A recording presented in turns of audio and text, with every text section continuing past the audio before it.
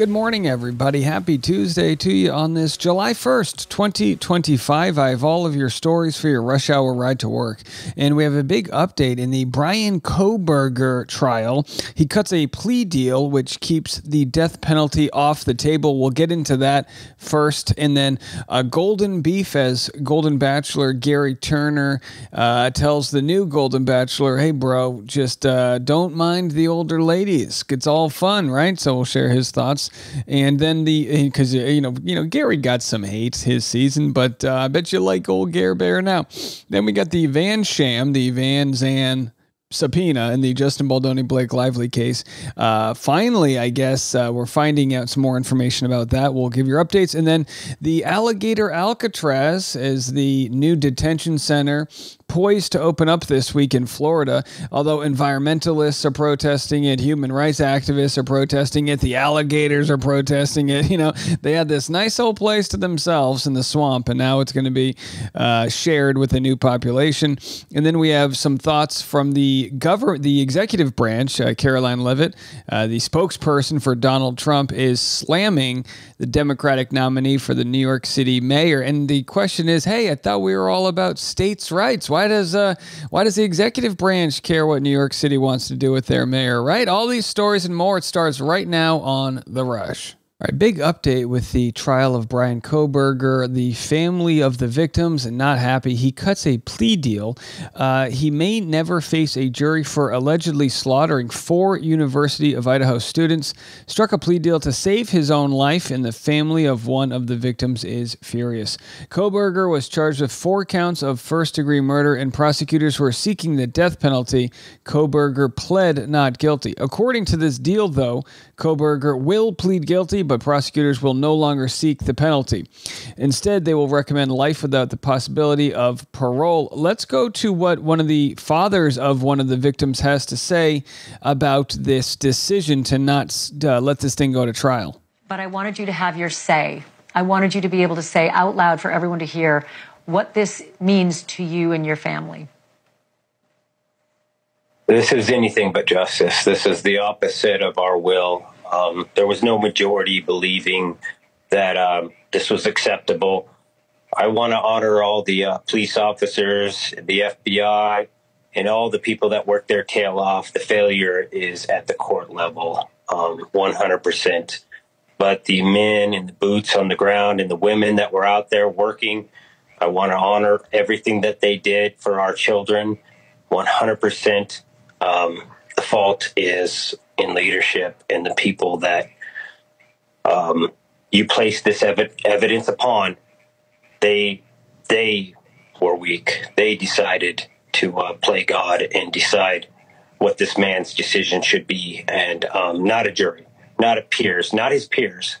They, so that's where we are today.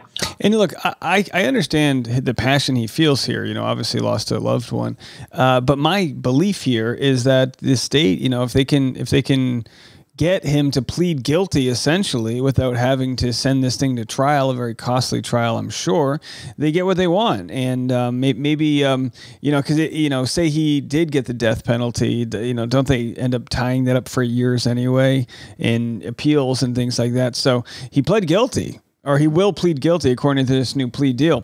Let me know your thoughts on that one. It's not a case I've been covering personally, but again, it seems as though they had this guy dead to right. No, all right. Well, Golden Bachelor Gary Turner responds to Mel Owens, says your age limit will limit love.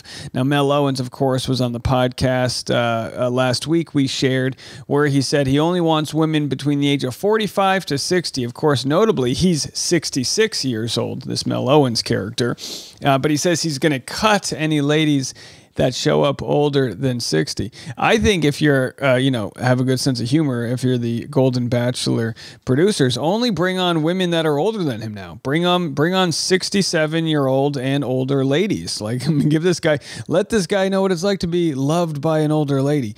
Listen, Mel Owens, come on. You don't want to date a 45-year-old. None of that Gen X nonsense. No, you need yourself a lady who knows her way, around like old school, like, okay, anything I say is going to get me in trouble. The point is, take a lesson from Gary here. And he says, just age is but a number, so quit worrying about it. So Gary made it clear to TMZ that Mel's own 45 to 60 age limit window and his intention to immediately axe anyone older is a bad look. He's urging the 66-year-old to be more open-minded about age and all the possibilities that can come out of it. The TV star reflected on his own Golden Bachelor days, saying producers told him to stay receptive when he asked for women 65 and up. They promised gems on both ends of the age spectrum, and turns out they were right. All right, so there it is. Again, I mean, this was a bad look for him to the point where people wanted him fired. I don't know a thing about him, but, it's you definitely don't want... The one thing that everyone knows about you is that you have a very specific age range. He could have done the Nick Viall and just said, only give me women 18 to 22 years younger than me. But he didn't do that. So, very noble of him. All right. Here's your update in the Justin Baldoni Blake Lively case. It's not a huge one, but it's very interesting. We have this Van Zandt company. This is the company that Blake Lively used to acquire, a lot of people feel illegally, the cell phone records from Jennifer Abel, the former employee of Stephanie Jones. Well, Van Zandt of New York and Van Zandt of California were never legally connected. Blake Lively was never listed on New York, which may be why they changed it today. That's right. As of today, I don't know if they knew that it would be so obvious, but they added her name. These are the incorporation documents for Van Zandt's New York entity. Blake's name was on the California company, not the New York one. Everyone is asking if they've removed her name. They can't if it was never on it.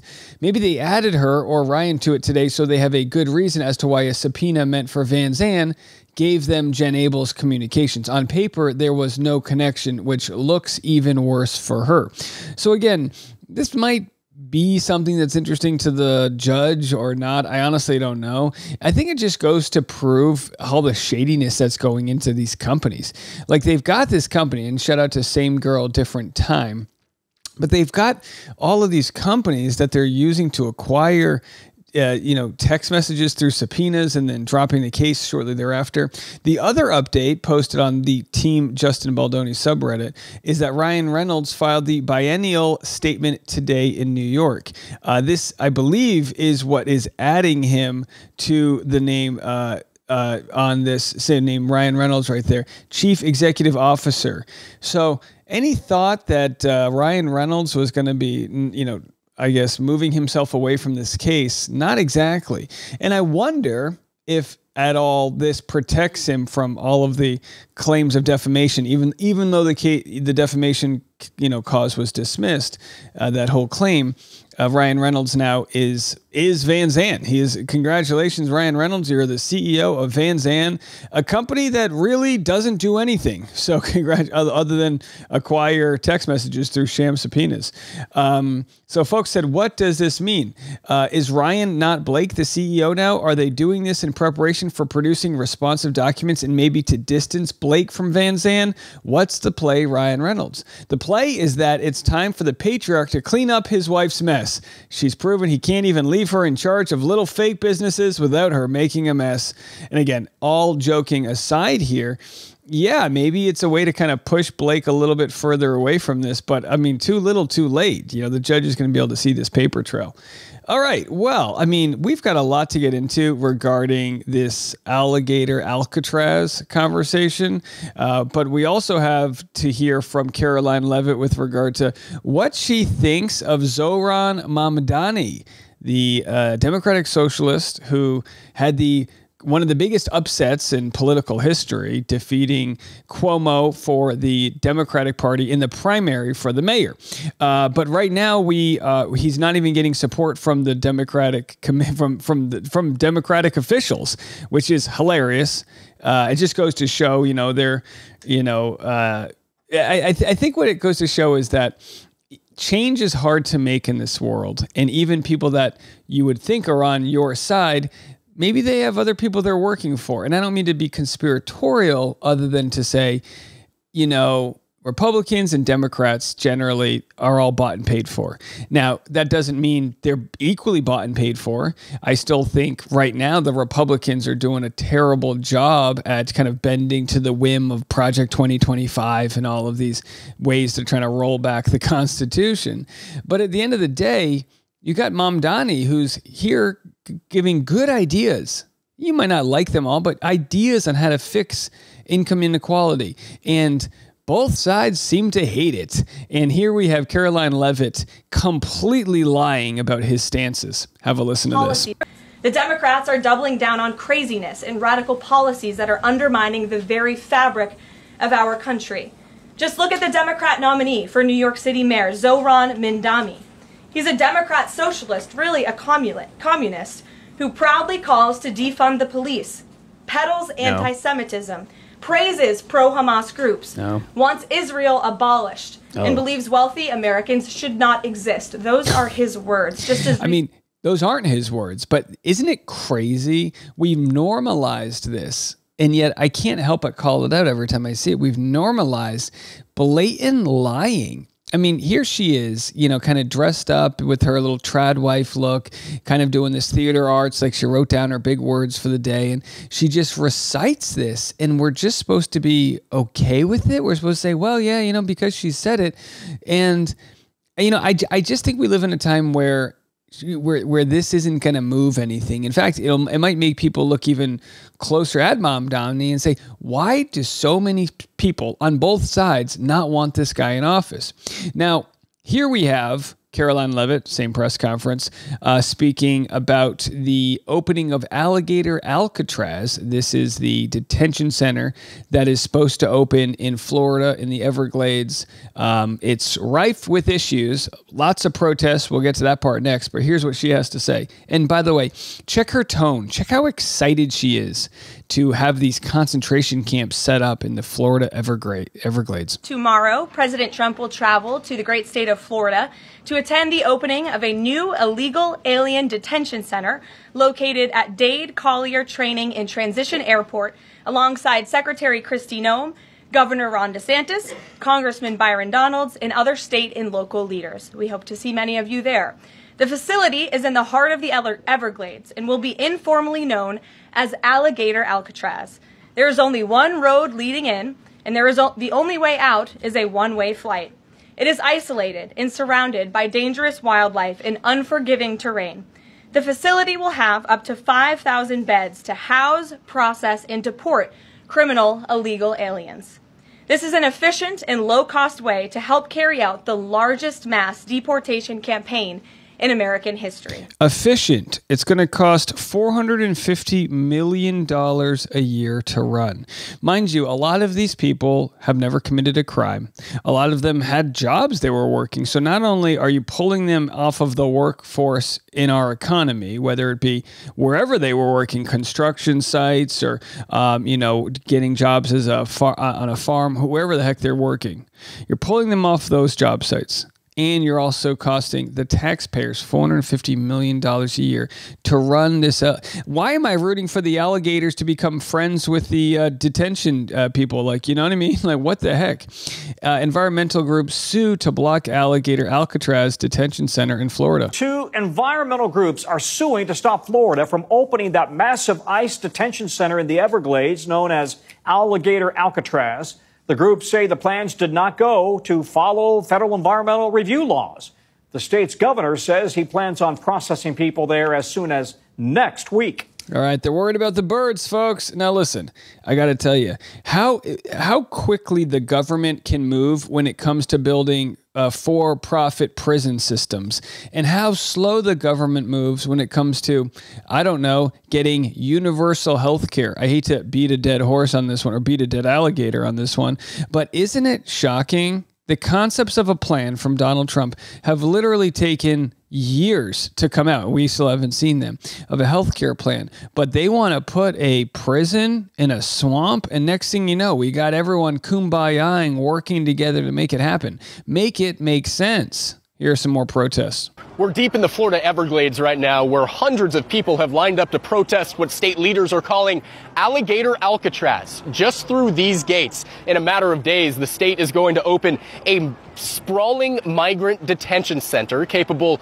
of housing thousands of people ready for deportation. But people here say no. They raise serious concerns about the delicate ecological environment here in the Everglades, and they say there is no room for development here. The governor says that this is a necessary part of helping the Trump administration get more capacity for their ambitious deportation goals, but it's not going to come without a fight from the people here, who say that there should not be any development, especially for deportation centers here in this delicate environment. Now, okay, so say you've got all these illegal immigrants that are here in the United States. Well, why don't you just use the facilities that already exist and focus on the violent ones? Shouldn't be, they would be the easiest to kick out, right?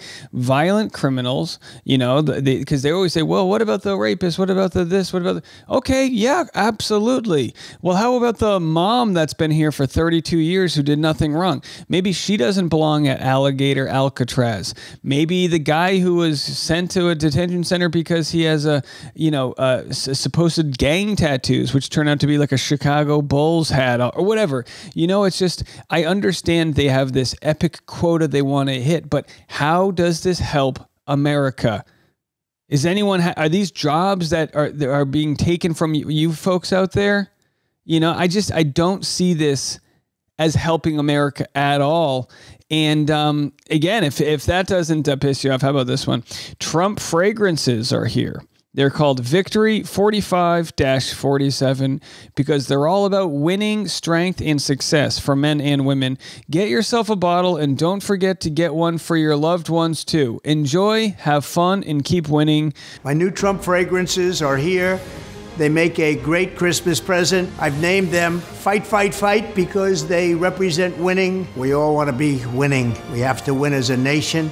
We want to win as a family. This fragrance is all about strength and success and confidence for men and for women. Get yourself a bottle and don't forget to grab one for your loved ones too. They'll thank you and they'll even smell good. If my wife ever got me a Donald Trump fragrance, I'm sending her back. To where? I have no idea. I'm putting her in Alligator Alcatraz. Well, I guess Melania gets to smell this as Trump woos her and romances her in the whatever the West Wing is, or wherever they do their dirty dances. Anyhow, this is Trump victory. No thanks. I'm going to just say no thanks politely. No thank you.